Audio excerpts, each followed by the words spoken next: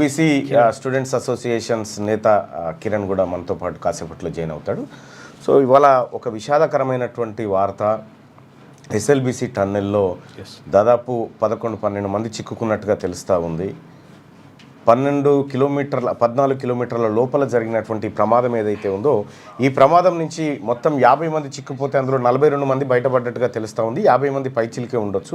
అయితే చిక్కుకున్నటువంటి వాళ్ళంతా జార్ఖండ్, ఉత్తరప్రదేశ్, బీహార్కు సంబంధించినటువంటి కార్మికులుగా తెలుస్తూ ఉంది. అయితే ఈ ఎస్ఎల్బీసీ టన్నెల్ ఏడాదికి అంగుళం చొప్పున శరవేగంగా ముందుకు పోతూ ఉంది. దాదాపు ఒక 20 ఏళ్ల నుంచి ఈ ఎస్ఎల్బీసీ టన్నెల్ కార్యక్రమం జరుగుతూనే ఉంది, ఇప్పటికీ జరుగుతూనే ఉంటుంది. ఇక ఈ టన్నెల్లో బురద, ఆ తర్వాత ఇతర మట్టి పేరుకపోవడం వల్ల మధ్యలో చిక్కుకుపోయినటువంటి వాళ్ళని రక్షించడం కోసం ఎన్డీఆర్ఎఫ్ బృందాలను తెలంగాణ రాష్ట్ర ప్రభుత్వం రంగంలోకి దించింది. ఇదే అంశం పైన ప్రధానమంత్రి నరేంద్ర మోడీ గారు రేవంత్ రెడ్డి గారికి ఫోన్ చేసి ఆ విషయాన్పైన ఆరా తీయడం జరిగింది. అక్కడే ఎస్ఎల్బీసీ టన్నెల్ దగ్గరే మంత్రి ఉత్తమ్ కుమార్ రెడ్డి, ఇంకో మంత్రి జూపల్లి కృష్ణారావు గారు దగ్గరుండి సహాయక చర్యలను పర్యవేక్షిస్తూ ఉన్నారు. వాళ్ళు క్షేమంగా బయటికి రావాలని మనమందరం కూడా కోరుకుందాం, ఎవరికి ఎలాంటి అపాయం జరగొద్దని కోరుకుందాం. సో దీనిపైన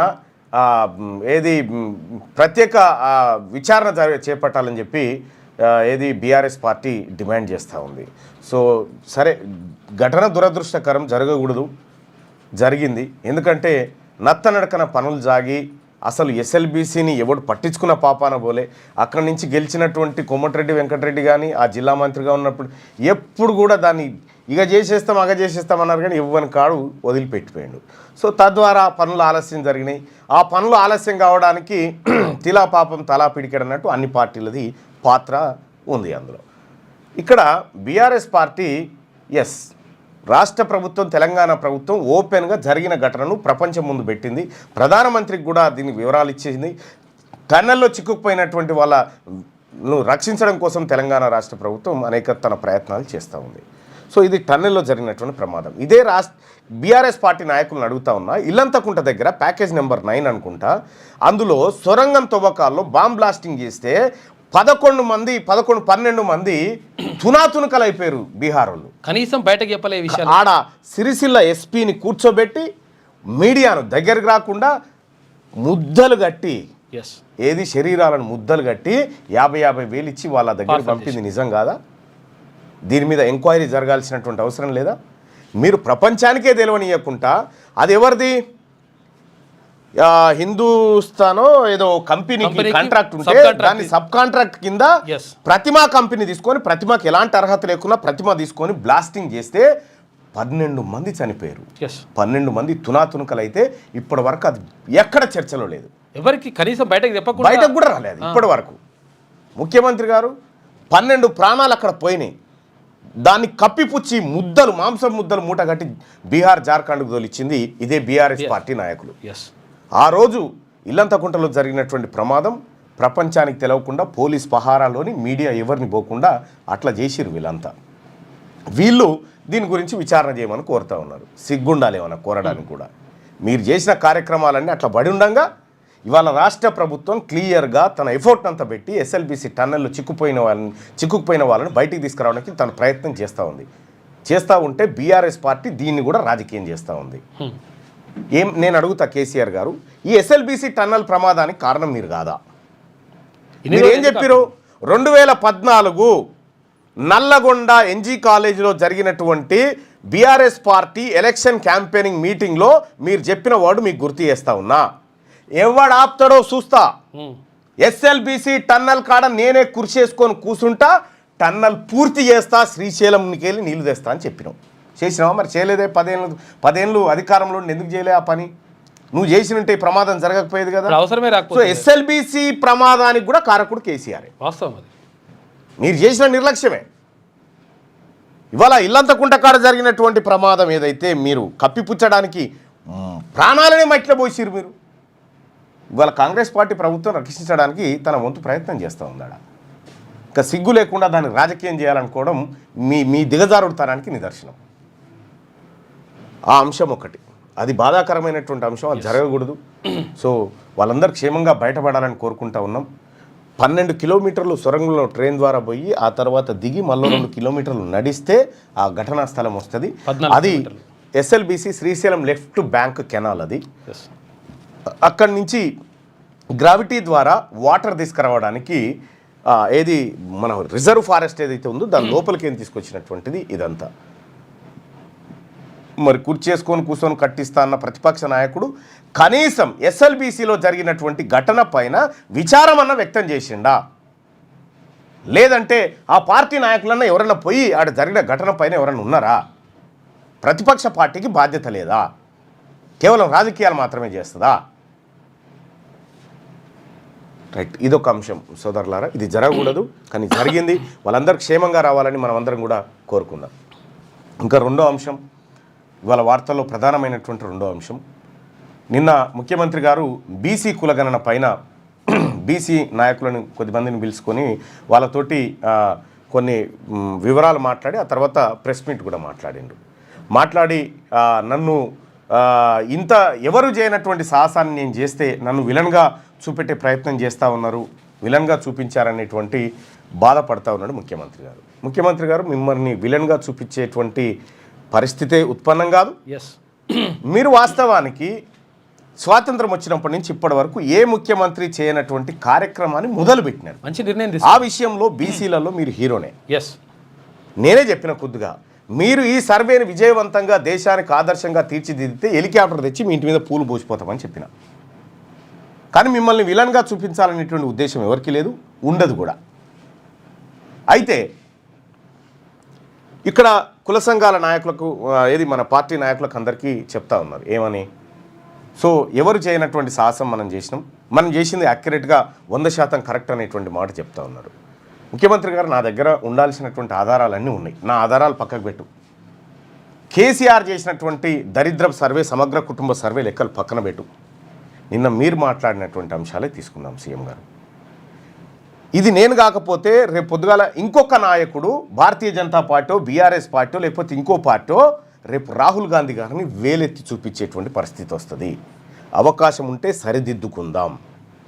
బట్టి విక్రమార్క గారు అంటా ఉన్నారు, తప్పులుంటే ఏలెత్తి చూపించండి అని చెప్తా ఉన్నాడు. నేను చెప్తా ఉన్నా బట్టి విక్రమార్క గారు, సో ముఖ్యమంత్రి గారికి తెలిసి జరిగిందా, తెలవక జరిగిందా, ఆయన నోటీసులో ఉందా లేదా, ఆయనని ఎవరైనా ఏది మభ్యపెట్టే కార్యక్రమం చేసిరా, లేకపోతే ఆయనని ఎవరైనా మిస్గైడ్ చేసిరా అనేది మనం అంతర్గతంగా చర్చించుకోవాలి. కానీ కొన్ని అంశాలు ముఖ్యమంత్రి గారు, ఇది మీరు కూడా చూస్తే బాగుంటుంది. ఎందుకంటే ఇప్పుడు వాస్తవానికైతే నన్ను ఆడికి పిలిస్తేనేమో ఆడ చెప్పే అవకాశం లేదు. కాబట్టి ఇప్పుడు నిన్న మనం మాట్లాడినటువంటి అంశాలే తీసుకుందాం. ముఖ్యమంత్రి గారు నిన్న మాట్లాడుతూ చాలా క్లియర్గా, మైక్ పెట్టన్నా, సతీం సుల్తానియా గారికి అప్పగించడం జరిగింది. ఆ తర్వాత మనము ఈ రాష్ట్రాన్ని మొత్తం 94,863 విభాగాలుగా ఒక్కొక్క క్లస్టర్ 150 ఇండ్లు మొదటి 3 రోజులు. ఇక్కడ ముఖ్యమంత్రి గారు చెప్పింది 94,863 క్లస్టర్లు. నువ్వు ఇట్రా కిరణ్, ఎందుకంటే నువ్వు ఓబీసీ నాయకుడు కాబట్టి. ముఖ్యమంత్రి గారు చెప్పింది 94,863 క్లస్టర్స్. ఒక్కొక్క క్లస్టర్కి ఎన్ని? 150. సో ఇన్ని క్లస్టర్లు, ఇంతమంది ఎమ్యునరేటర్లు, ఇంతమంది క్లస్టర్లుగా విభజించడం మొత్తం అన్ని ఇండ్లని. ఒక్కొక్క క్లస్టర్కు 150 ఇండ్లు. నువ్వు క్యాలిక్యులేట్ చేయి నీ ఫోన్లో.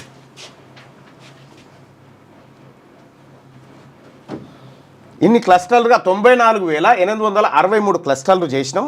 అందులో ఒక్కొక్క క్లస్టర్కు 150 ఇండ్లు కేటాయించడం అనేది ముఖ్యమంత్రి గారు చెప్పినటువంటి మాట. 94,863 ఇంటూ 150.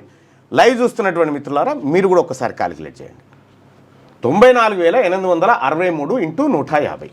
1,42,29,450. అంటే ఇన్ని ఇండ్లను ఇంతమందికి ఇచ్చినామని ముఖ్యమంత్రి గారి మాట. ఎస్, అంతే కదా? మళ్ళొకసారి వింటావా? మళ్ళొకసారి విని, ఎందుకైనా మంచిది.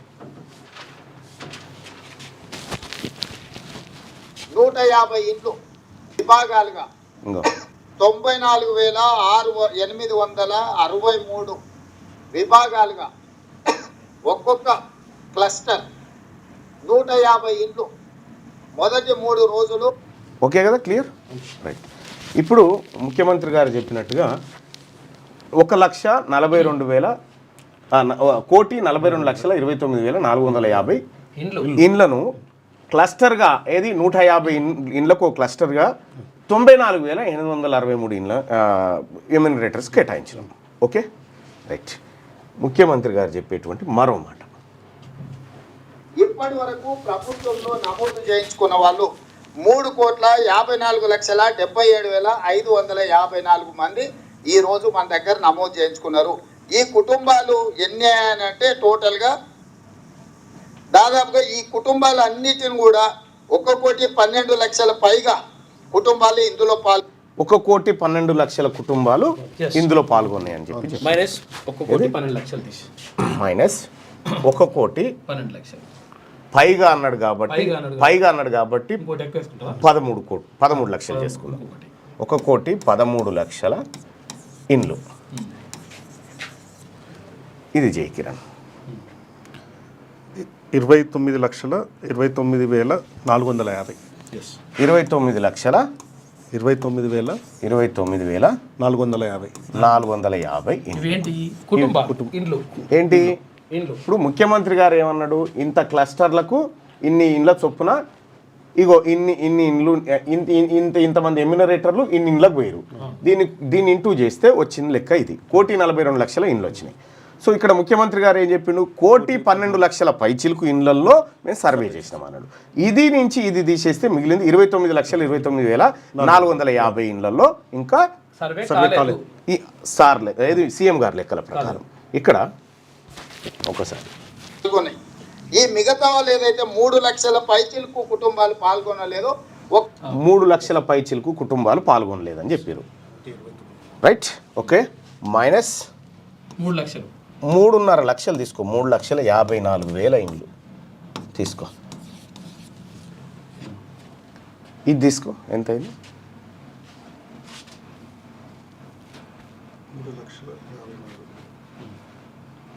25,75,450. ఈ ఇండ్లు ఎటు పోయినట్టు మరి? మిస్ అయిపోయినట్టు. ఇవి ఎటు పోయినాయి? ఇప్పుడు ముఖ్యమంత్రి గారి లెక్కనే కదా, మనదైతే ఏం పర్సనల్ లెక్క లేదు కదా. ఆయన లెక్క ప్రకారమే. సో మన కాడ 1,42,29,450 ఇండ్లను 150 చొప్పున ఒక క్లస్టర్ చేసి 94,863 మందికి ఇచ్చినాం. సో ఇక్కడ ముఖ్యమంత్రి గారు చెప్పినటువంటి లెక్క 1,12,00,000 పైచిలకు అన్నాడు, 1,13,00,000 ఇండ్లలో చేసిరు అనుకుందాం. ఇంకా చేసుకోని వారి సంఖ్య కూడా చెప్పిండు, 3 లక్షల పైచిలకు అన్నాడు, 3,54,000 అని మనకున్నటువంటి లెక్క. సో ఇంకా 25,75,450 ఇండ్లు ఎక్కడ పోయినట్టు? రైట్, ఇది ఈ లెక్క పక్కకు పెడదాం, ఈ లెక్క పక్కకు పెడదాం. వన్స్ రెండో ఆప్షన్ తీసుకుందాం. రెండో ఆప్షన్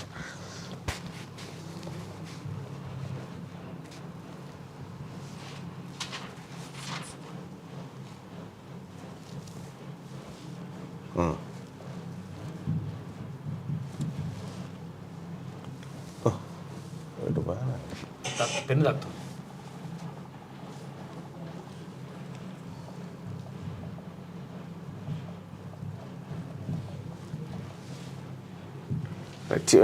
కిరణ్ ఇక ఇవన్నీ వద్దు, ఇప్పుడు ముఖ్యమంత్రి గారు చెప్పినవద్దు. కేసీఆర్ సమగ్ర కుటుంబ సర్వే అసలే వద్దు, వద్దు. అదెంత చెత్త, అతని స్వార్థం కోసం చేసింది. ఇక్కడ మనం జనాభా ఈ తెలంగాణ స్టేట్ పోర్టల్లోనే తీసుకుందాం, వేరే వద్దు. 2011 సెన్సెస్. 2011లో హౌస్ హోల్డ్స్ ఎన్ని ఉన్నాయి? 83 lakhs. Okay, as per 2011 census తెలంగాణలో ఇండ్ల సంఖ్య 83 లక్షలు. 83 లక్షల 4,000. ఓకే, 83 లక్షల 4,000. ఇది కదా 83 లక్షల 4,000. జనాభా ఎంత అని చూపిస్తున్నాం అందులో? 2011 ప్రకారంగా 3 crores 50 lakhs 4,000. 3,50,04,000. 3,50,04,000 జనాభాగా మనం 2011 సెన్సెస్లో చూపిస్తూ ఉన్నాం. సో ఇప్పుడు 2011లో 83 లక్షలు ఉన్నటువంటి ఇండ్లు ఇప్పుడు ముఖ్యమంత్రి గారి లెక్కల ప్రకారం 1,15,00,000. మిస్ అయిన ముఖ్యమంత్రి గారి లెక్కల ప్రకారమే ఆయన 1,12,00,000 పై చిలుకు చేసినాం, ఇంకో 3 లక్షల పై చిలుకు చేయలేదని చెప్పి, కాబట్టి 1,15,00,000. ఓకే, ఇప్పుడు దీంట్లో 1,15,00,000 ఇది మైనస్ చేయి, ఎంత వస్తుంది? 15,00,000 మైనస్ 83,04,000 minus 83,04,000. 71,54,000 అంతరాదు. 71,000. 1,15,00,000 1,15,00,000లోంచి 83,04,000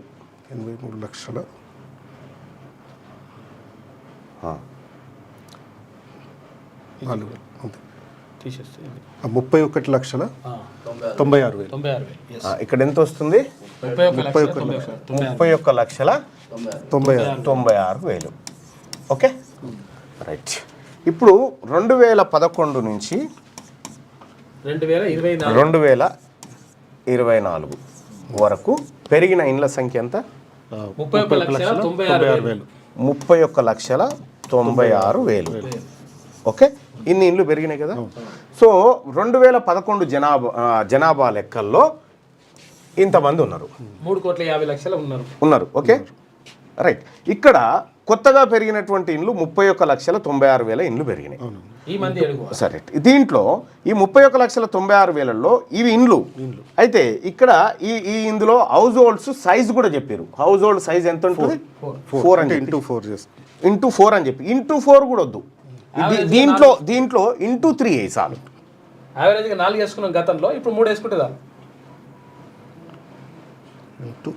ఇంటూ 3 95,88,000. దీనికి అది కలిపితే ఎంత అవుతుంది? ఇంకేమొద్దు, ఈడ సింపుల్గా మనం అర్థం చేసుకోవాల్సింది కిరణ్, ఇక్కడ ఒక్క ఇంట్లో ఒక్కడే ఉంది అనుకుందాం, కొత్తగా ఏర్పడినటువంటి ఇండ్లలో ఒక్కడే మనిషి ఉండి అనుకుందాం. 4,96,000. ఇక 4,45,00,000. ఇక్కడ ఈ లెక్కనే చూసుకుందాం. ఇద్దరు ఉంటారు. 4,45,00,000 వస్తుంది లేదు? ఇగో పోని ఒక్క ఇంట్లో ఒక్కడే ఉన్నాడు అనుకుందాం, ఒక్కడే అనుకుందాం. ఆ లెక్క ప్రకారమైన 3,82,00,000 రూపాయలు గుడ్డిగా రావాలి. ఒక్క ఇంట్లో ఒక్కడే. హౌస్ సైజు ఒక ఇళ్ళని ఎప్పుడంటారంటే ఆ ఇంట్లో 4 ఉంటే ఒక హౌస్ సైజ్ అంటారు, కానీ మనం ఒక్కడే అనుకుందాం. ఒక్కడే అనుకుంటే 3,82,00,000 రావాలి. ఇంకా ఒక డెప్త్ కిందికి పోదాం, ఇంకా ఒక అడుగు కిందికి పోదాం. పోయి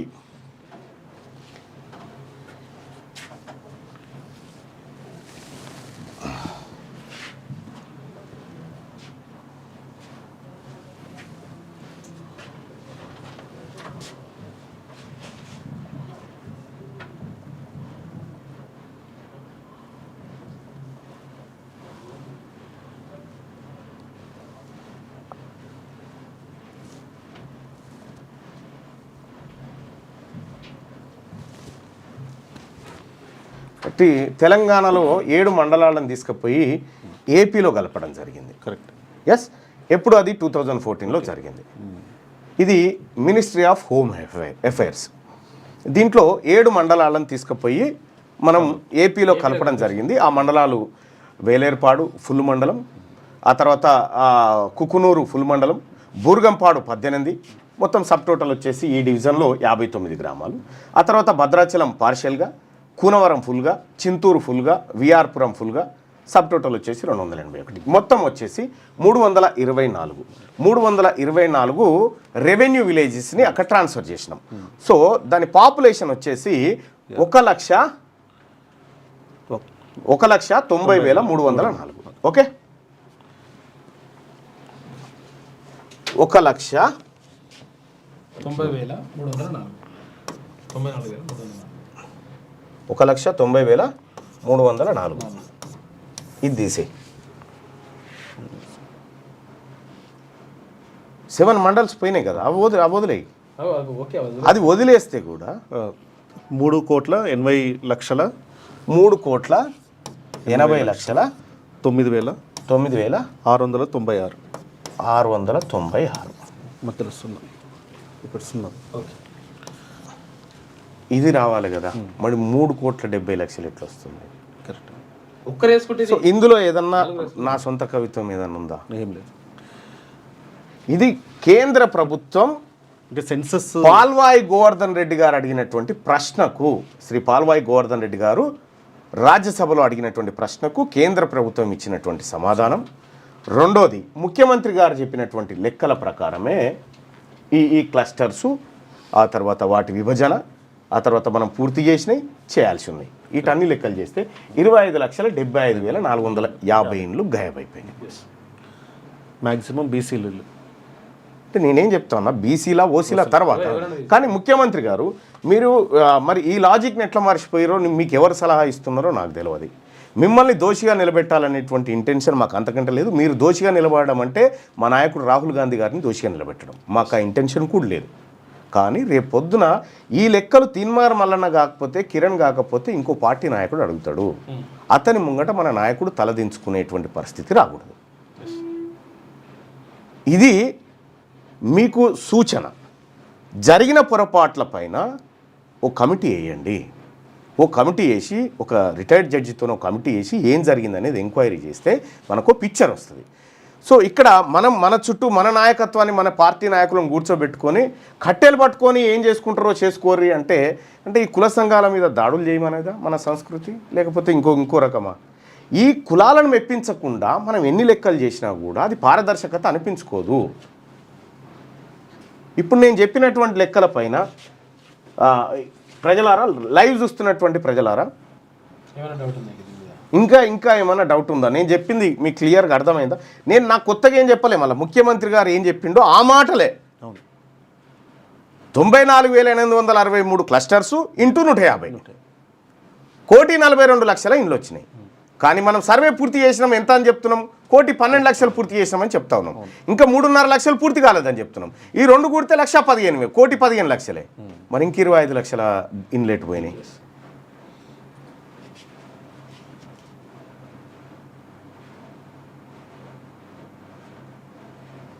ఇంకేమన్నా డౌట్ ఉందా?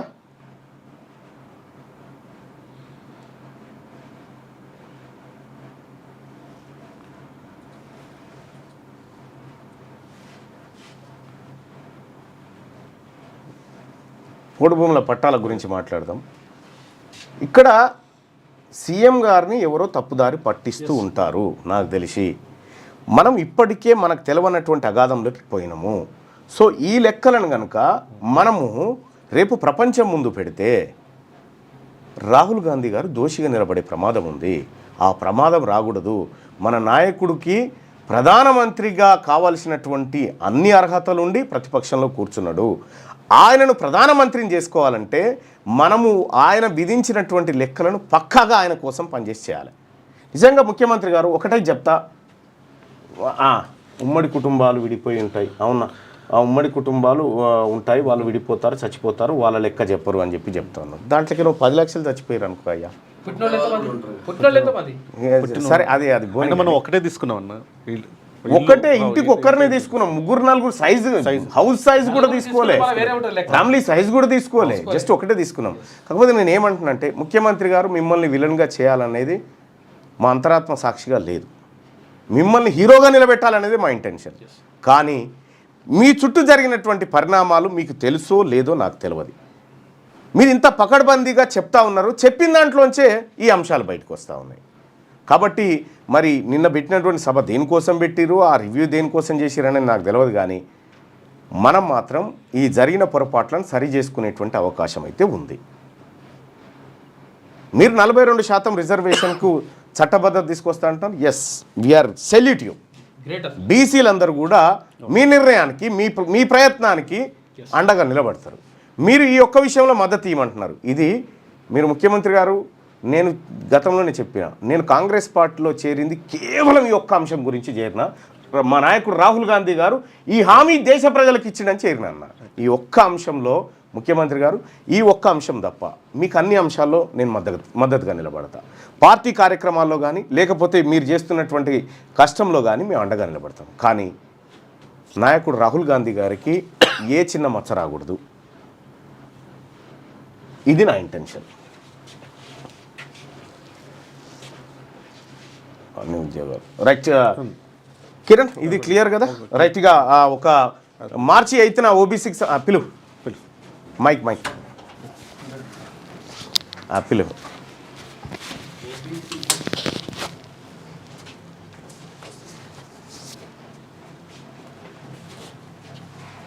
ఇప్పుడు ఓ రకమైనటువంటి కార్యక్రమం ఏంటంటే ఈ విధానంతో పోతే ఇలా తీన్మార్ మల్లన్న కాకపోతే నేనంటే మీ పార్టీ నాయకుడిని, మనమందరం ఒక పార్టీ కుటుంబ సభ్యులం కాబట్టి నేను ఓపెన్గా చెప్పగలుగుతా ఉన్నా.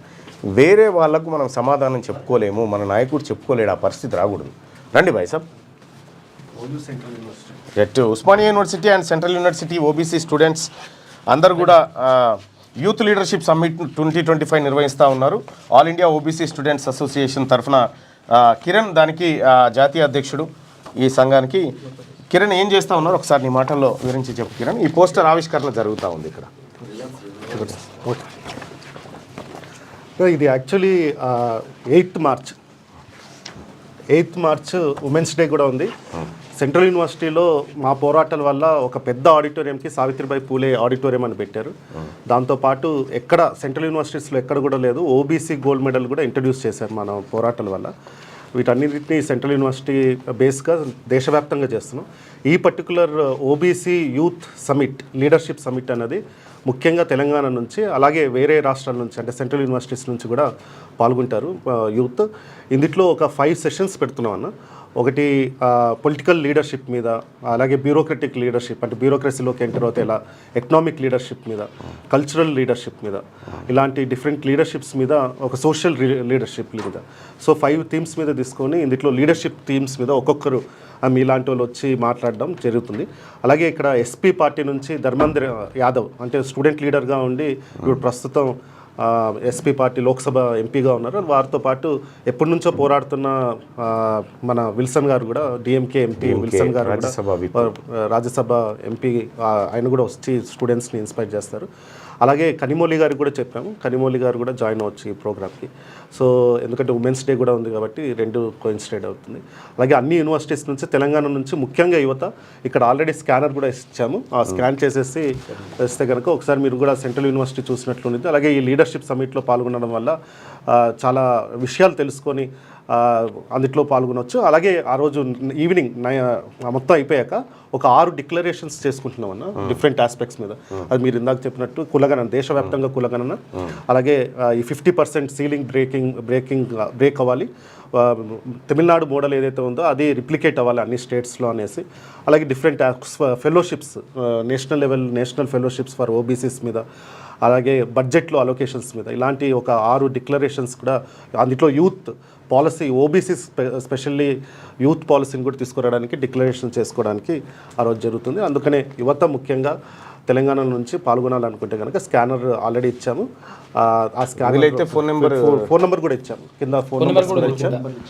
ఫోన్ నెంబర్ ఈ సమ్మిట్లో పాల్గొనాలనుకునే వాళ్ళు 9520011451, అలాగే 7893911946 ఇక 9989548942 ఈ నెంబర్లకు మీరు కాల్ చేసి సమ్మిట్లో పాల్గొనవచ్చు. ఇది బీసీ ప్రజలారా, బీసీ యువత, మరి ముఖ్యంగా బీసీ స్టూడెంట్స్ అందరూ ఈ ఆడిటోరియానికి రండి. నేను కూడా వస్తా ఉన్నా. Hyderabad central university. Thank you. Mike ఇచ్చిపో, వెయిట్ చేయకండి, నేను వస్తా. రైట్. కామెంట్స్ ఎందుకు చదవట్లేదు అన్న అంటే ఎందుకు చదువుతలేమన్నా అన్ని చదువుతున్నాం, చదువుతున్నాం అవకాశం కదా. నేను చదివేటి నేను చదువుతున్నా, మీరు చదివేటి మీరు చదువుతున్నారు. రైట్గా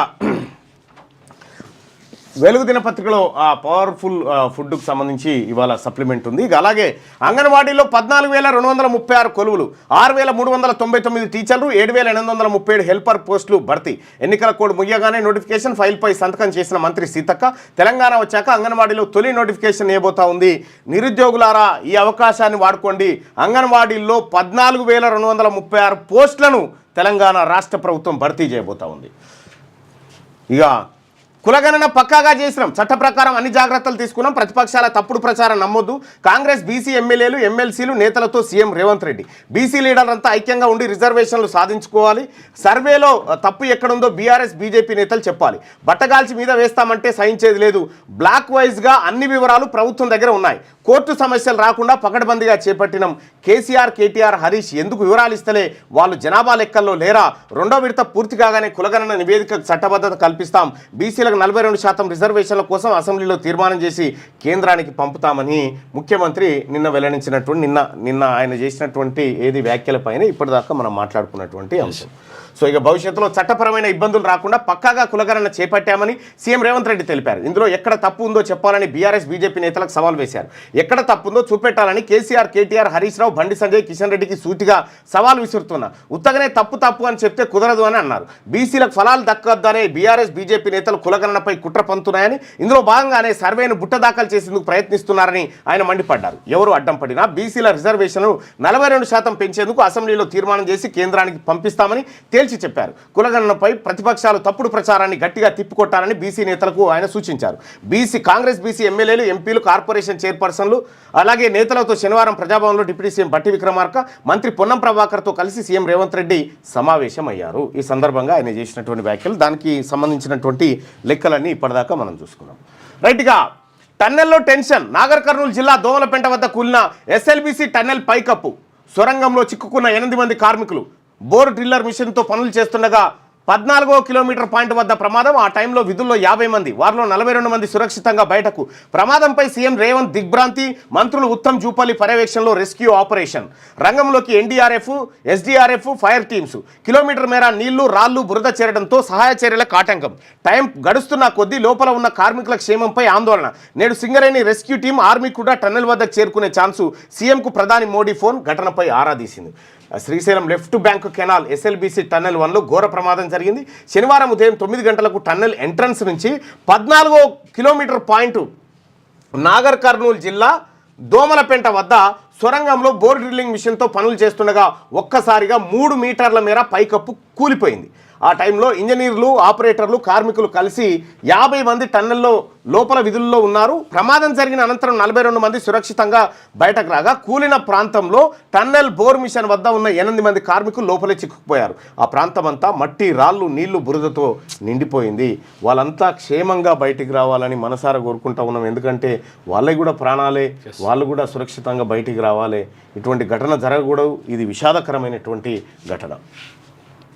ఇక ఇయాలనే India Pak mega match. Cricket అభిమానులు ఆసక్తిగా ఎదురు చూస్తున్న ఆటకు సమయం ఆసన్నమైంది. ఐసీసీ ఛాంపియన్స్ ట్రోఫీలో ఇండియా, పాకిస్తాన్ మధ్య దుబాయ్ గడ్డపై ఆదివారం మెగా బ్లాక్ బస్టర్ మ్యాచ్ జరగనుంది. దుబాయ్ వేదికగా ఇవాళ ఇండియా, పాకిస్తాన్ మధ్య ఛాంపియన్ ట్రోఫీలో భాగంగా మ్యాచ్ జరగబోతా ఉంది. మధ్యాహ్నం 2:30 గంటలకు ప్రారంభమయ్యేటువంటి ఈ మ్యాచ్ పైన ఇరు దేశాలే కాదు ప్రపంచమంతా ఆసక్తిగా చూస్తూ ఉంటుంది ఈ మ్యాచ్ పైన. పౌడర్ పాలు వికటించి కవలలు మృతి. పౌడర్ పాలు వికటించి కవలలు చనిపోయారు. భూపాలపల్లి జిల్లా గొల్లపల్లికి చెందిన అశోక్, లాస్య దంపతులకు 4 నెలల క్రితం కవలలు ఆడ మగ పిల్లలు పుట్టారు. అయితే వీరికి తల్లిపాలు సరిపోక డబ్బా పాలు పట్టిస్తున్నారు. శనివారం ఇద్దరికి పాలు పట్టించాక అపస్మారక స్థితికి చేరుకొని మృతి చెందారని పేరెంట్స్ చెప్పారు. పౌడర్ పాలు దాపిస్తే పిల్లలు చచ్చిపోయారట. పాలు కక్కకుండా చచ్చిపోయారు ఇద్దరు. సో దానికి సంబంధించి ఈ భూపాలపల్లిలో జరిగిన గొల్లపల్లి. సో నేను మా రవికి చెప్తా ఉన్నా, రవి అసలు ఆ పాలు ఏంటి, ఆ పాల ప్యాకెట్ ఏంది, ఏం పాలు, అవి ఏమైనా ఎక్స్పైరీ అయినాయి, ఒకసారి దాన్ని ఎంక్వైరీ చేయండి. ఎందుకంటే పసిపిల్లల ప్రాణాలు పోయినాయి పాలు తాగితే. మరీ దారుణం. అసలు తాగింది పాలు కాదు, విషం అంతే. ఘోరం ఇది. కూరగాయల్లో ప్రమాదకర బ్యాక్టీరియా, ఇక యాంటీబయాటిక్స్ అవశేషాలు కూడా. మనుషులు విసర్జితాలతో మొక్కల్లోకి టమాటా, మిర్చి, క్యారెట్, మెంతి, కొత్తిమీర తదితరాల్లో ఆనవాళ్లు ఐసీఎంఆర్ స్టడీలో వెల్లడించింది. ఆకుకూరలు కూరగాయల్లోనూ ప్రమాదకరమైన బ్యాక్టీరియాలు యాంటీబయాటిక్స్ ఆనవాళ్లు ఉన్నట్టు Indian council for medical research స్టడీలో తేలింది. మన కడుపులో ఉండే ప్రమాదకరమైన ఈ కొలి రకం బ్యాక్టీరియాలతో పాటు పలు యాంటీబయాటిక్స్ అవశేషాలు ఉన్నట్టుగా వెల్లడైపోయిందట. కూరగాయల్లో ప్రమాదకరమైనటువంటి బ్యాక్టీరియా ఉందట. మరి ఏం తినాలిగా? కూరగాయల్లో బ్యాక్టీరియా స్ట్రెయిన్స్ ఎట్లా ఉన్నాయంటే క్యారెట్లో 25%, క్యాబేజీలో 19.3%, మెంతి కూరలో 18.5%, టమాటాలో 15.9%, కొత్తిమీరలో 15.7%, పాలకూరలో 15.2%, పచ్చిమిర్చిలో 14.5%, దోసలో 14.4%, దోసకాయలు. ఆ తర్వాత పుదీనాలో 12%, ఉల్లిపోసలో 8.1%. కూరగాయల్లో బ్యాక్టీరియాల స్ట్రెయిన్స్ ఈ రకంగా ఉన్నాయట ఇంత పర్సెంటేజ్లో. మరి ఎట్లా తినాలి, ఏం తినాలో అర్థమైతలేదు. దారుణమైన పరిస్థితి. పుతిన్ జెలెన్స్కీ కలిస్తేనే యుద్ధం ముగుస్తుంది. రష్యా ఉక్రెయిన్ యుద్ధం ముగియాలంటే ఆ దేశాల అధ్యక్షులు పుతిన్ జెలెన్స్కీ కలవాల్సిన అవసరం ఉన్నదని ట్రంప్ అభిప్రాయపడ్డారు. 3 ఏళ్ల నుంచి జరుగుతున్న యుద్ధం లక్షలాది మంది ప్రజల చావులు ఆగాలని కోరుకుంటున్నామని చెప్పారు.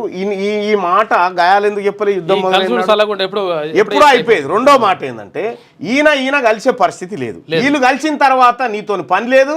కీలకమైనటువంటి ఖనిజాలను అడుగుతున్నావు కదా ఉక్రెయిన్ నుంచి, అవి కూడా ఇవ్వాల్సిన పని లేదు. నీ బాంబులు అవసరం లేకుండా, వాళ్ళ ఖనిజాలు అవసరం లేకుండా, ఇవ్వాల్సిన అవసరం లేకుండా.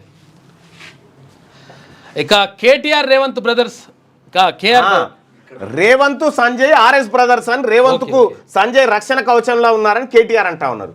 రేవంత్ సంజయ్ ఆర్ఎస్ బ్రదర్స్ అంటున్నారు. అయితే సంజయ్ ఏమంటున్నాడంటే కేటీఆర్ రేవంత్ కేఆర్ బ్రదర్స్, అందుకే ఖచ్చితమైన ఆధారాలు ఉన్నాయి, ఆయన్ను అరెస్ట్ చేయట్లేదని చెప్పి బండి సంజయ్ అంటా ఉన్నాడు. ఇక్కడ ఆర్ఎస్ బ్రదర్స్ ఎవరిది?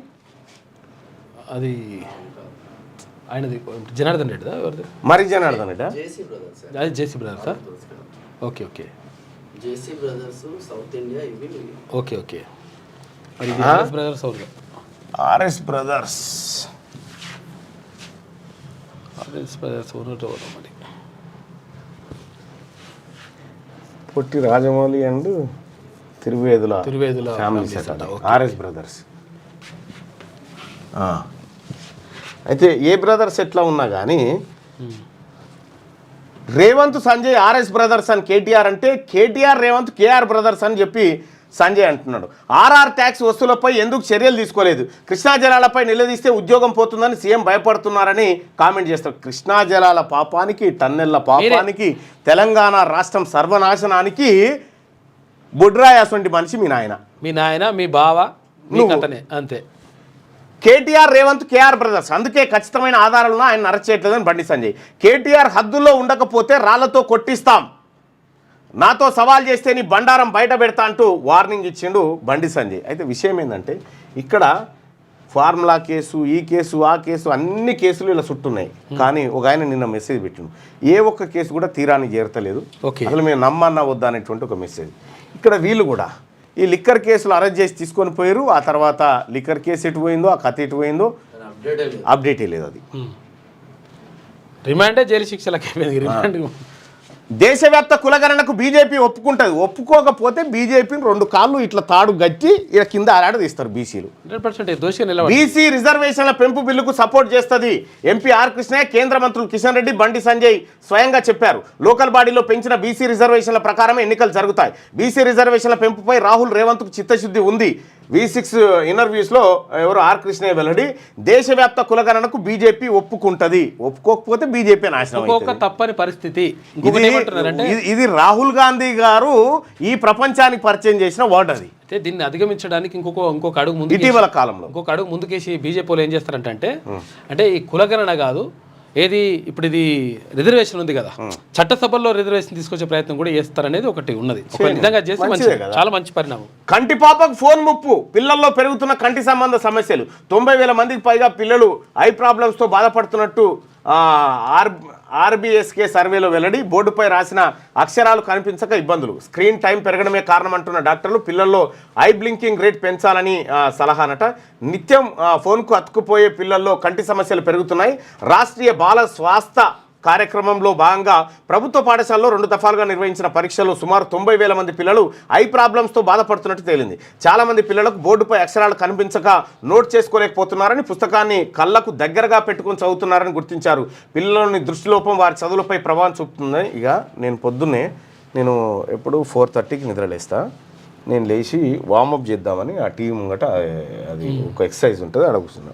మా పాప లేచి వచ్చింది. ఓకే. ఎవరు? పెద్ద పాప. డాడీ నేను వస్తా అంటే నేను పక్క ఇట్లా చేయి బిడ్డ అని చూపిస్తుంటే పేపర్ చదువుతున్నా నేను టీవీ స్క్రీన్లో. చదువుతుంటే ఇది వచ్చింది, కంటి పాపకు ఫోన్ ముప్పని నా బిడ్డకి చెప్తా ఉన్నా. ఫోన్ చూస్తే ఇక కళ్ళు పోతాయట చూడు అని చెప్పిన. అంటే ఇట్లా చూసింది అని ఇట్లా నలుసుకుంటుంది. అంటే ఈమె కూడా ఫోన్ చూస్తుంది. అవును. ఇప్పుడు చెప్పిన ఫోన్ కావాలంటే వద్దు, ఇప్పుడు ఫోన్ కావాలంటే వద్దు అంటుంది. పిల్లలు ఫోన్కు మస్తు అడిక్ట్ అయిపోయినారు. చాలా జాగ్రత్తగా ఉన్నట్టుండి కోపం, సూసైడ్ ఆలోచనలు కూడా వస్తాయట. ఫోన్లతో పిల్లల్లో విపరీత ప్రవర్తన సెపియన్స్ ల్యాబ్ స్టడీలో వెళ్ళాడట. ఉన్నట్టుండి కోపం వచ్చి సూసైడ్ అటెంప్ట్స్ కూడా చేస్తూ ఉంటారట ఈ ఫోన్లు చేయంగా పిల్లలు. ఇక పిఎం ప్రిన్సిపల్ సెక్రటరీగా శక్తికాంత దాస్, ప్రధాని నరేంద్ర మోడీ ప్రిన్సిపల్ సెక్రటరీగా ఆర్బీఐ మాజీ గవర్నర్ శక్తికాంత దాస్ నియమితులయ్యారు. ఈ మేర కేబినెట్ అపాయింట్మెంట్స్ కమిటీ శనివారం ఉత్తర్వులు జారీ చేసిందట. ఆర్బీఐ మాజీ గవర్నర్ను పిఎం సెక్రటరీగా పెట్టిన. ఇక ఆంధ్రజ్యోతి వివరాలు చూద్దాం. కులగణన తప్పెట్లా? ఏ ఇంట్లో తప్పు రాసుకొచ్చారో చూపండి. కేసీఆర్, కిషన్ రెడ్డిలకు సీఎం సవాల్. ఇక కులగణన వద్దంటూ నాపై ఎన్నో ఒత్తిళ్లు. పారదర్శకంగా కులగణన, మనం తేల్చిన లెక్క 100% పక్కా. సర్వేలో పాల్గొనకుండా ఫామ్ హౌస్లో ఉన్నోడు మంచోడయ్యిండు, నన్ను విలన్ చేశారు. చిన్న చిన్న తప్పులంటూ పార్టీ నేతలు మాట్లాడొద్దు. అయితే కులగణన డాక్యుమెంట్కు బీసీ నేతలు ఓనర్షిప్ తీసుకోవాలి. మార్చి 10లోగా కులాల వారీగా భేటీల్లో లెక్క పక్కా అని తీర్మానం చేయాలి. బీసీలకు ఇదే బైబిల్, భగవద్గీత. ఇది అజంప్షన్ అవుతుంది. మీరు ఒప్పించి, ఇప్పుడు మన పార్టీ కార్యకర్తలు మనది ఒప్పుకోకపోతే ఎవరు ఒప్పుకుంటారు? కానీ బయట ఉన్నటువంటి ఇంటెలెక్చువల్ బీసీ గ్రూప్ ఏదైతే ఉందో వాళ్ళని ఒప్పించే విధంగా ఈ సర్వే ఉండాలి. దానికోసం నిర్ణయాలు తీసుకుంటారు. మంచిది. మార్చి 10లోగా కులాల వారీగా భేటీలో లెక్క పక్కా అని తీర్మానం చేయాలి. లెక్క పక్కా అని ఎట్లా తీర్మానం చేయాలి? ఎట్లా చేస్తాము? పక్కా అయితే చేస్తారు తీర్మానం. బీసీలకు ఇదే బైబిల్, భగవద్గీత, ఖురాన్. కాంగ్రెస్ బీసీ నేతలతో రేవంత్ రెడ్డి గారు నిన్న చెప్పినటువంటి మాట. కరెక్ట్గా చేస్తే అదే అవుతుంది. ఇగో నేనేమంటున్నానంటే, మీరు ఏదో చిన్న ప్రయత్నం చేసిరు, సరే అది ఏ ముహూర్తాన్ని మొదలు పెట్టిరో దానికి అన్ని ఆటంకాలు తగినాయి. అధికారులు లేకపోతే ఎవరో చేసిరో కానీ అది స్వర్ణ విమాన గోపురం నేడు ప్రారంభం. యాదగిరిగుట్టకు సీఎం రేవంత్. ఇవాళ మేమందరం కూడా యాదగిరిగుట్ట పోతా ఉన్నాం. ముఖ్యమంత్రి గారు అలాగే అందరు కూడా అక్కడికి వస్తూ ఉన్నారు. ఇక 14,236 అంగన్వాడీ పోస్టుల భర్తీ. ఫైల్పై మంత్రి సీతక్క సంతకం. కోడి ముయ్యగానే నోటిఫికేషన్లు.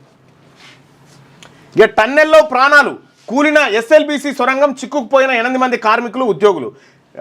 టీబీఎం తవ్వకం జరుపుతుండగా కూలిన పైకప్పు. ప్రాణాలతో బయటపడ్డ 46 మంది సిబ్బంది. సొరంగంలోకి 8 మీటర్ల మేర చేరిన నీళ్లు, రాళ్లు.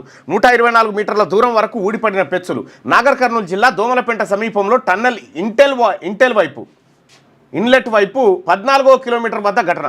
సహాయక చర్యలు ప్రారంభం. టన్నెల్లోకి ఆక్సిజన్ చిక్కుకున్న వారిని కాపాడాలని సీఎం రేవంత్ ఆదేశం. బాధిత కుటుంబాలకు అండగా ఉంటామని హామీ. సంఘటనా స్థలానికి మంత్రులు ఉత్తమ్ జూపల్లి, రంగంలోకి ఎన్డీఆర్ఎఫ్, ఎస్డీఆర్ఎఫ్ బృందాలు. సీఎం రేవంత్కు ప్రధాని నరేంద్ర మోడీ ఫోన్. అన్ని విధాలా సహకారం అందిస్తామని భరోసా. ఆ 8 మందిని కాపాడుతామని మంత్రి ఉత్తమ్. ఘటనపై కేంద్ర మంత్రి కిషన్ రెడ్డి దిగ్భ్రాంతి. ఎన్డీఆర్ఎఫ్ బలగాలను పంపాలని షాకు విజ్ఞప్తి చేసిండు. సో ఇది బాధాకరమైనటువంటి విషయం. నిర్లక్ష్యమే కారణమా? గతంలోనూ ఊట నీరుతో పనులకు బ్రేక్ పడ్డది. ఇక 10 రోజుల క్రితమే పరిశీలించిన జిఎస్ఐ. ఇక ఓకే అన్నాకే 4 రోజుల క్రితం ప్రారంభం. 10 మీటర్లైన తవ్వక ముందే ప్రమాదం జరిగింది. శ్రీశైలం ఎఫ్ఆర్ఎల్ కంటే దిగువకు టన్నెల్ తరచూ ఊట నీరు వచ్చే ఛాన్స్ ఉంటుందంట. జిఎస్ఐ అనుమతి ఎలా ఇచ్చింది? తర్వాత ఎస్ఎల్బీసీకి ఆది నుంచి ఆటంకాలు అంటూ ప్రత్యేక కథనాన్ని ఆంధ్రజ్యోతిలో మనం చూడొచ్చు 13వ పేజీలో. ఇక యాదాద్రి జిల్లాలో బర్డ్ ఫ్లూ. రాష్ట్రంలో తొలి బర్డ్ ఫ్లూ కేసు. సామ్లవారి లింగోటంలో 5,000 కోళ్ల మృత్యువాత, మరో 9,000 కోళ్ల పూడ్చివేత. చౌటుప్పల్లో 2,000 నాటుకోళ్ల మృతి. బర్డ్ ఫ్లూ కాదన్న వైద్యులు. నేలపట్లలో మృతి చెందిన కోళ్లట. బర్డ్ ఫ్లూ యాదాద్రి భువనగిరి జిల్లాలో కోళ్లకు వచ్చిందని చెప్తా ఉన్నారు. ఇక కొద్ది రోజులు చికెన్కి దూరంగా తినకండి. ఇక 4 నెలల కవలలు మృతి. నిద్రపుచ్చాక ముక్కులోంచి పాలు. పరిస్థితి విషయము. ఆసుపత్రికి వెళ్లేలో మృతి. భూపాలపల్లిలో విషాదం. పాల పౌడరే కారణం అంటున్న కుటుంబ సభ్యులు. పాలపొడి డబ్బాను చూపుతున్న చిన్నారుల తల్లి అట. బ్లర్ ఎందుకు చేసిరా పాలపొడి డబ్బాను? అది అందుకోసం. టీచర్ కొట్టాడని పాఠశాల భవనంపై నుంచి దూకి 13 ఏళ్ల విద్యార్థి ఆత్మహత్య. ఉప్పల్లో ఘటన. సీసీ కెమెరాను పట్టుకున్నందుకు పీఈటీ చెంపదెబ్బ. 4వ అంతస్తు నుంచి దూకిన విద్యార్థి. నడి రోడ్డుపై కన్న తండ్రిని చంపిన కొడుకట. హైదరాబాద్లోని కుషాగూడలో ఘటన జరిగింది. ఏంది చిన్న విషయాలకి ఇది ఏంది అసలు? అది అప్పుడు కోదండం వేసి కొడుతుండేనట టీచర్లు. ఇప్పుడు కనీసం తిడితే వాడికి ఇట్లా అంటే పరిసరం ఉన్నది. ఇప్పుడు టీచర్లకు మస్తు రేవంత్ చర్చకు సిద్ధమా? కేంద్రం నిధులు రాష్ట్ర అభివృద్ధితో పాటు 6 గ్యారంటీలు అవినీతిపైన మాట్లాడదాం. కేసుల్లో అరెస్టు చేయకుండా రాజీ కోసం కాంగ్రెస్ ఢిల్లీ పెద్దల కేసీఆర్ ముడుపులు. 5 మంత్రుల ఆధిపత్యం, 15% కమిషన్ లేనిదే నిధులు ఇవ్వడం లేదని చెప్పి బండి సంజయ్ ఆరోపణ ఉంటే, ఇక పట్టభద్రుల హోరాహోరీ సిట్టింగ్ స్థానాన్ని దక్కించుకోవాలని సర్వశక్తులు ఒడ్డుతున్న కాంగ్రెస్, ఎలాగైనా సత్తా చాటాలన్న పట్టుదలతో బీజేపీ, బీసీ నినాదంతో దూసుకెళ్తున్న బీఎస్పీ అభ్యర్థి త్రిముఖ పోరుగా మారడంతో సర్వత్రా ఉత్కంఠ. మరో 2 రోజుల్లో ముగియనున్న ప్రచారం. ప్రజలారా, ఇక్కడ పోల్ పెడతా ఉన్నా. కరీంనగర్ పట్టభద్రులకు సంబంధించి 3 అభ్యర్థులు ప్రధానంగా కనిపిస్తూ ఉన్నారు. ఒకటి అంజిరెడ్డి, రెండోది ఆల్ఫోర్స్ నరేందర్ రెడ్డి, బీజేపీ. ఆ తర్వాత ప్రసన్న హరికృష్ణ. మీ అభిప్రాయం ఏందో తెలియజేయండి. ఇందులో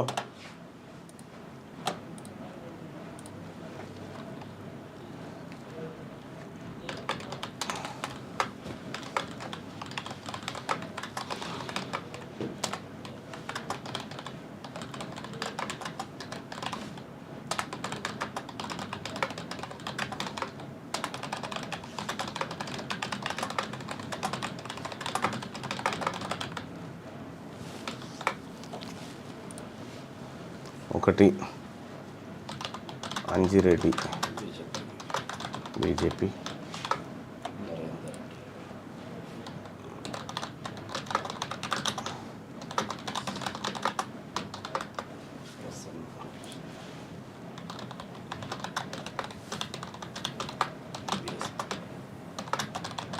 బీసీ. రైట్, మీ అభిప్రాయాన్ని తెలియజేయండి. ఆదిలాబాద్, మెదక్, నిజామాబాద్, కరీంనగర్ పట్టభద్రుల ఎమ్మెల్సీ ఎన్నికల్లో ఎవరు గెలిచే ఛాన్స్ ఉంది? ఇక్కడ బీజేపీ రెడ్డి సామాజిక వర్గానికి టికెట్ ఇచ్చింది, కాంగ్రెస్ రెడ్డి సామాజిక వర్గానికి టికెట్ ఇచ్చింది.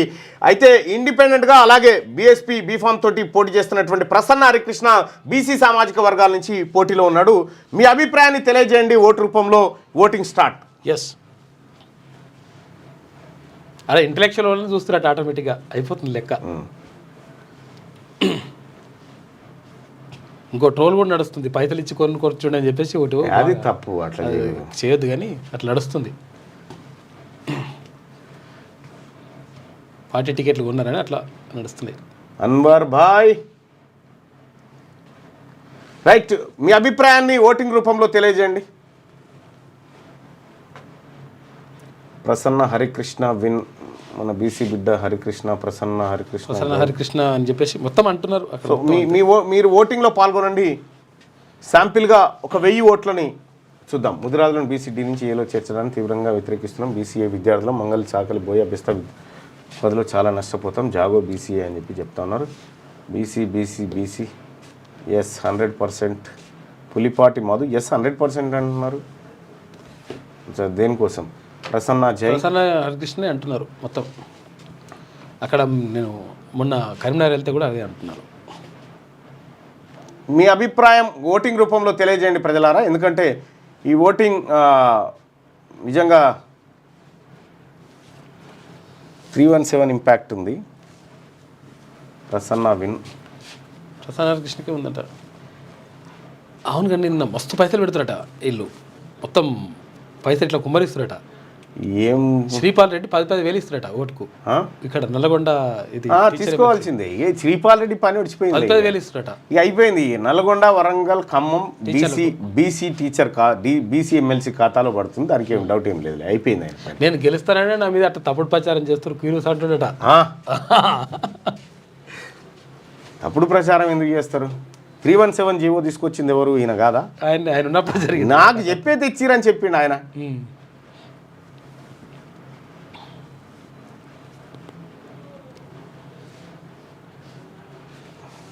రైట్, 1000 ఓట్లను చూద్దాం. 1000 ఓట్లలో మన అభిప్రాయం చూద్దాం. నేను కాంగ్రెస్ పార్టీ నాయకుని కాబట్టి మా నాయకుడు గెలవాలన్న ఆశ నాకు ఉంటుంది కానీ ఆడ పరిస్థితి కానీ వాస్తవానికి ఇక్కడ పరిస్థితులు మాత్రం అట్లా కనిపించట్లేదు. సో పట్టభద్రుల ఆదిలాబాద్, మెదక్, నిజామాబాద్, కరీంనగర్ పట్టభద్రుల ఎమ్మెల్సీ ఎన్నికల్లో ఎవరు గెలిచే ఛాన్స్ ఉందంటే ప్రసన్న హరికృష్ణ గెలిచే ఛాన్స్ ఉందని చెప్పి 170% మంది అభిప్రాయపడతా ఉంటే, నరేందర్ రెడ్డి గెలిచే ఛాన్స్ ఉందని చెప్పి 17% మంది, అంజిరెడ్డి గెలిచే ఛాన్స్ ఉందని చెప్పి 13% మంది అభిప్రాయపడతా ఉన్నారు. అయితే ఇందులో పాల్గొన్న వాళ్ళు అందరూ ఓటర్లని నేను చెప్పడానికి కూడా లేదు. సో ఇక్కడ లైవ్ చూస్తున్నటువంటి వాళ్ళ అభిప్రాయమే 169% మంది ప్రసన్న హరికృష్ణ గెలిచేటువంటి ఛాన్స్ ఉందని చెప్తా ఉన్నారు. ఈ పోలు కంటిన్యూగా కొనసాగుతుంది. ఈ పోలింగ్ లో పాల్గొనవలసినటువంటి వాళ్ళు పాల్గొనాల్సిందిగా రిక్వెస్ట్ చేస్తా ఉన్నాం. ఇక హరికృష్ణకే ఉందంట అసలు యాక్చువల్గా నిజంగా కూడా ఇది పట్టభద్రులకు సంబంధించి రిపోర్ట్ తీసుకున్నా. వికటించిన వీధి నాటకం, జాతీయ స్థాయిలో ఎన్డీఏకు పోటీగా రూపుదిద్దుకున్న ఇండియా కూటమి ఉనికి ప్రశ్నార్థకంగా మారింది. ఇండియా కూటమిలో బలంగా కనిపించిన కేజ్రీవాల్ ఢిల్లీ ఎన్నికల్లో ఓటమి పాలనతో భారతీయ జనతా పార్టీని ఇప్పుడు ఢీకొనగల నాయకులు జాతీయ స్థాయిలో కొరవడ్డారు. పశ్చిమ బెంగాల్ ముఖ్యమంత్రి మమతా బెనర్జీ, తమిళనాడు ముఖ్యమంత్రి స్టాలిన్ తమ రాష్ట్రాల్లో బలంగా ఉన్నప్పటికీ జాతీయ స్థాయిలో ప్రభావం చూపగల నాయకులు కాదు. ఈ క్రమంలో ప్రధాని తదుపరి టార్గెట్ మమతా బెనర్జీ కావచ్చు. గతంలో భారతీయ జనతా పార్టీని మాత్రమే బలోపేతం చేయడానికి ప్రయత్నించిన ప్రధాని మోడీ ఇప్పుడు ఎన్డీఏను బలోపేతం చేయడంపై దృష్టి పెట్టారు. అయితే ఈ ప్రిడిక్షన్ తప్పు నా అంచనా ప్రకారం. అయితే అంటే భారతీయ జనతా పార్టీని ఇక్కడ హిమాచల్ ప్రదేశ్, మన ఢిల్లీ, ఈ ఫలితాల ద్వారా కాంగ్రెస్ పార్టీ ఏం ఎక్స్పెక్ట్ చేస్తుందో మీరు అర్థం చేసుకోండి. అంటే కాంగ్రెస్ పార్టీ వీళ్ళని రక్షించుడు కంటే కాంగ్రెస్ పార్టీని డెవలప్ చేయాలి. ఇప్పుడు పశ్చిమ బెంగాల్లో రాహుల్ గాంధీ గారు పాదయాత్ర పెట్టుకోండి. ఇప్పుడు ఎందుకు? అక్కడ ఉన్నటువంటి లోకల్ బాడీ అసెంబ్లీ ఎన్నికల సంబంధంలో పెట్టుకుండు. ఇప్పుడు మమత గారు సర్కారే ఉంది కదా, మరి అక్కడ పాదయాత్ర ఎందుకు పెట్టుకుండు? అంటే ఈ ప్రాంతీయ పార్టీలను రక్షించి భుజాల మీద మోసి కాయలు కాసి కాంగ్రెస్ పార్టీని డెవలప్ చేసుకునేటువంటి కార్యక్రమం జరుగుతూ ఉంది. సొంతంగా రావాలని ఆలోచన. రైట్గా సన్నాసులకు పాలన చేతనైతలేదు. లేడా మీ నాయన ఉన్నాడుగా గతంలో? నాయన ఏంది ఎవరిని అంటుండు మరి? ఏం పాడో మరి ఆయన నాయన్నే అంటున్నాను. ఏడాది పాలన అరే వేరేటోళ్ళని అంటున్నాడు. వాళ్ళ నాయన అనడా? వాళ్ళ నాయన కాదే, ఎవరినన్నా. ఏడాది పాలనలో అన్ని రంగాలకు సాగు దెబ్బ, రాష్ట్ర ఆర్థిక ప్రగతిపై సీఎం చెప్పేవని అబద్ధాలే, రేవంత్ మూతి మీద కొట్టినట్టు బట్టి వాస్తవాలు చెప్పారు. కేసీఆర్ల రాష్ట్రాన్ని ఎవరు అభివృద్ధి చేయలేదు. ఎస్ కరెక్టే. ఎందుకంటే మామూలు అభివృద్ధి కాదు. కేసీఆర్ చెట్ల మీద ఇస్తరాకులు కుట్టినట్టే. అడవిలో తెలంగాణను క్యాన్సర్తో పోల్చిన దుర్మార్గుడు రేవంత్ గ్యారంటీలు అమలు చేసిన చోటే కాంగ్రెస్ పోటీ చేయాలి. రేవంత్ బండి ఒక్కటే మాట, ఇంద్రం మిల్లు ఉన్న కాడ కాంగ్రెస్ పార్టీ పోటీ చేస్తుంది, డబుల్ బెడ్రూమ్ ఉన్న కాడ మీరు పోటీ చేయాలి. అంతేందుకు ఈ పట్టభద్రులు ఎమ్మెల్సీ ఎన్నికలనే పోటీ చేస్తలేరు. మీరు లోకల్ బాడీ దాకా వస్తారా? కేటీ రామారావు గారు లోకల్ బాడీ దాకా ఏమో అన్నట్టున్నది కథ. గీడ స్టాండింగ్ కౌన్సిల్ కి నామినేషన్ వేసి వాపస్ తీసుకురు. గీడ అదే కదే అన్నట్టు. రేవంత్, బండి సంజయ్, ఆర్ఎస్ బ్రదర్స్ రేవంత్ సర్కార్ను కాపాడుతున్న బీజేపీ అని కేటీఆర్ విలేకరుల సమావేశంలో కేటీఆర్. ఇప్పుడు రేవంత్ సర్కార్ను కాపాడుతున్న బీజేపీ అంటా ఉన్నారు. మీ నాయన్నేమో సుప్రీంకోర్టులో పార్టీ ఫిరాయింపులకు వ్యతిరేకంగా తీర్పు వస్తుంది, ఉప ఎన్నికలు వస్తాయని చెప్పి మీ నాయన ఏ ధైర్యంతో చెప్తుండొచ్చు? మరి ఇన్ఫర్మేషన్తో చెప్తున్నారు. నిన్న ఇంకొకటి విషయం, అసలు యాక్చువల్గా వీళ్ళు ఏం చేస్తున్నట్టు అసలు యాక్చువల్గా అది పట్టభద్రుల విషయంలో బీజేపీకి ఓట్లు వేయాలని చెప్పేసి ఈ పార్టీ నాయకులను పంపించేసి చెప్తున్నారు. అలాంటి చెప్తున్నారంట. తర్వాత అదే మన టీచర్ ఎమ్మెల్సీకి సంబంధించి మల్క కుమరయ్య ఉన్నాడు కదా, ఆ విషయం చెప్తలేరట. ఇప్పుడు వీళ్ళ ఇంటెన్షన్ ఏందో వాళ్ళ కథ వాళ్ళది అర్థమవుతుంది. బీసీలు అంత పిచ్చోళ్ళు కాదే. ఇలా బీసీలు ఈ స్థాయిలో ఓటింగ్లో పాల్గొని ఇంత చైతన్యం నేను చూడలే ఎప్పుడు కూడా. సో ఈసారి ఫస్ట్ టైం చూస్తాను. రైట్, ఇవాళ నేను కొద్దిగా ఒక దైవ దర్శనానికి కుటుంబంతో పోయేది ఉంది. అలాగే సీఎం గారి పర్యటన కూడా ఉంది. మిగతా వార్తలు మనం అందిస్తాం.